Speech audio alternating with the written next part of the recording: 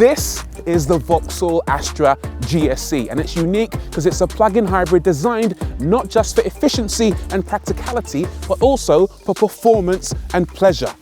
Yes, this might be the world's first plug-in hybrid hot hatch that I know of. Vauxhall isn't strictly calling the Astra GSe a hot hatch, but they are saying GSe is a dedicated performance sub-brand. So technically what we have is a performance hatchback. And that is interesting. We've seen tons of plug-in hybrid sports cars dating back as far as the McLaren P1, but performance plug-in hybrid hatches that are also vaguely affordable have been pretty thin on the ground. Although I use the term affordable quite loosely because this thing starts at just over £40,000, and that puts it in direct competition with some pretty big hitters. I'm talking about the Golf R, Audi S3 and Mercedes A35. Punchy. How does it compare? I'll tell you in a minute, but let's talk about the looks first of all, because it's quite an attractive car, I think, but it starts life as an ordinary Astra and then it's beefed up slightly with this more aggressive front bumper, which has quite a cheeky smile about it. The rest is pretty standard. It's still got this black visor section across the top with a blacked out Vauxhall badge and then very distinctive LED Ls on top of some adaptive headlights.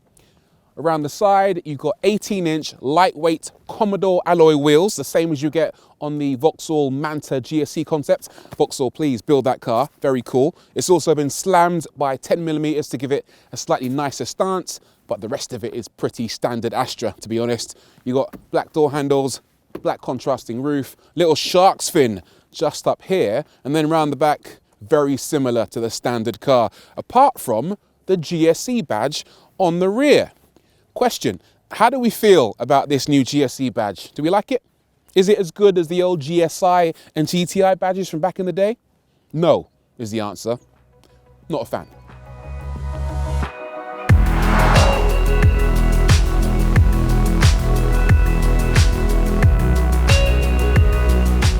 So the big news is that this is a plug-in hybrid electric vehicle, or a PHEV, or a hybrid that in an ideal world you plug in every single night. Essentially, it's the same powertrain you get in the standard Astra plug-in hybrid. That means it's got a 1.6 litre petrol engine, which is backed up by a small electric motor that in the standard car delivered 180 horsepower, but in this car, sheep, delivers 225 horsepower. Now, that is a big jump, but what does it mean for performance? Well, not an awful lot, because 0 to 60 takes 7.5 seconds, and that's only 0.2 seconds quicker than the standard Astra plug-in hybrid. It's also got the same torque, 360 Newton meters, which is a decent amount, and the top speed has been bumped up from 140 miles an hour to 146 miles an hour, but honestly, it doesn't feel particularly quick. In fact, even if I drove this car and its baby brother, the standard car, back to back, I think I'd be hard pressed to tell the difference between the two. Maybe I've got the wrong end of the stick here. Vauxhall said GSe is their performance sub-brand, and therefore I was expecting a bit more performance, shall we say. When you look at its rivals in the price bracket anyway, the Golf R, the Audi S3, the A35 from Mercedes, all of those cars offer 300 plus horsepower and will do 0 to 62 in under 5 seconds. They will all leave this thing for dead. How does it compare to previous hot Astras? Well, the Astra VXR was faster, lighter and more powerful. And slightly disappointingly, this Astra isn't even the fastest of Vauxhall's new GSEs. That honour currently goes to the Grandland GSe, which uses twin motors, makes 300 horsepower and delivers 0 to 62 in 6.1. Now obviously straight line performance isn't the be all and end all. Hot hatches also have to be good in terms of handling when it comes to the corners. So what's it like when you show it a bend? Earlier I said it was lowered by 10mm, which in theory gives it a bit of extra body control, but the suspension is also very clever. It's provided by a company called Koni, who are dab hands in the world of motorsports. Cast your mind back to 1958 when Koni supplied Ferrari with a suspension for their Formula One car. They didn't win, but fast forward a little bit and they supplied Tyrrell Ford with suspension, and that car, in the hands of Jackie Stewart, won the Drivers' Championship. In the new Astra, they've supplied something called frequency selective damping, which uses an extra oil valve in the dampers to adjust the damping level based on the forces applied during driving.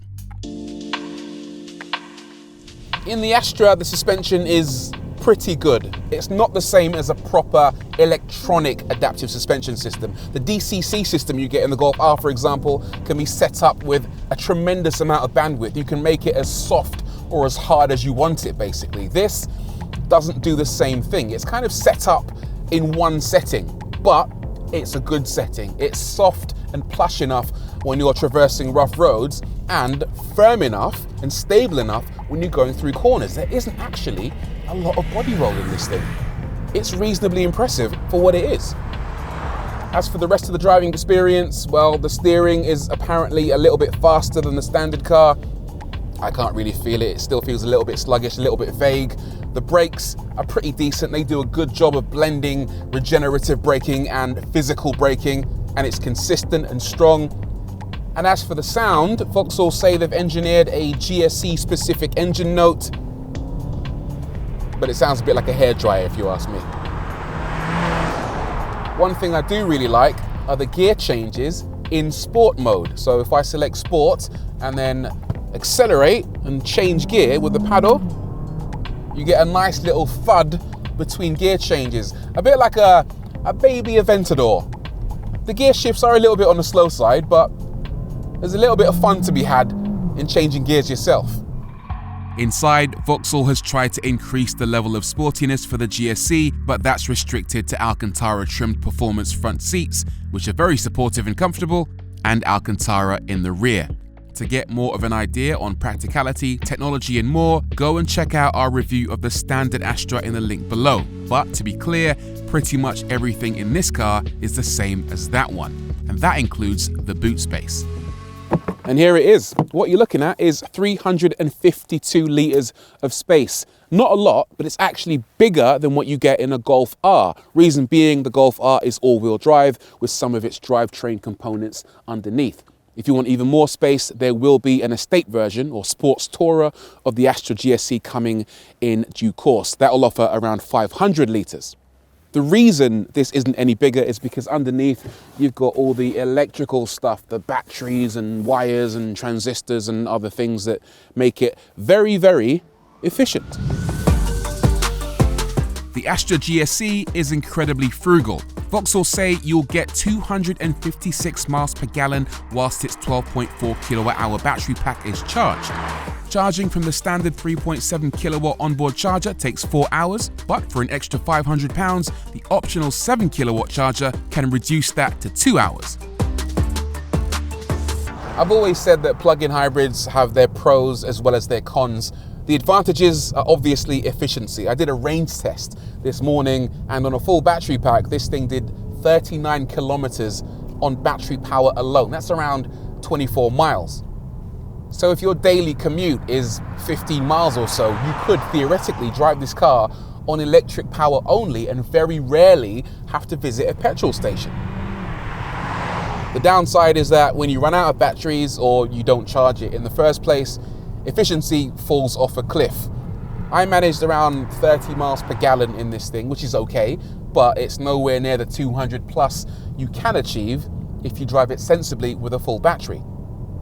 The other downside is perhaps driver engagement. Outside of the supercars like the McLaren Artura or the Porsche 918, I'm still waiting to find a plug-in hybrid car that really gets my pulse racing. This is competent and capable, but as long as there are rivals in a similar price bracket like the ones I've mentioned earlier, then this car will always feel like a tiny bit of a disappointment in performance terms. So who is this car for, and would I recommend it? Well, if you're running a business and you're looking for a car that offers low benefit in kind and good tax breaks, this thing does make a lot of sense. In fact, it makes way more sense than the likes of the Golf R. This is the kind of car that your accountant would recommend. Is it the kind of car that I would recommend? Well, tax and efficiency aside, I think you can probably do better. Ultimately, the Astra GSe is a good car, but slightly lacking in the performance I'd expect for a car at this price point. For me, it doesn't offer much over the already brilliant standard Astra plug-in hybrid, and if it's raw speed and fun you're after, there are plenty of hot hatches for this money, definitely worth considering.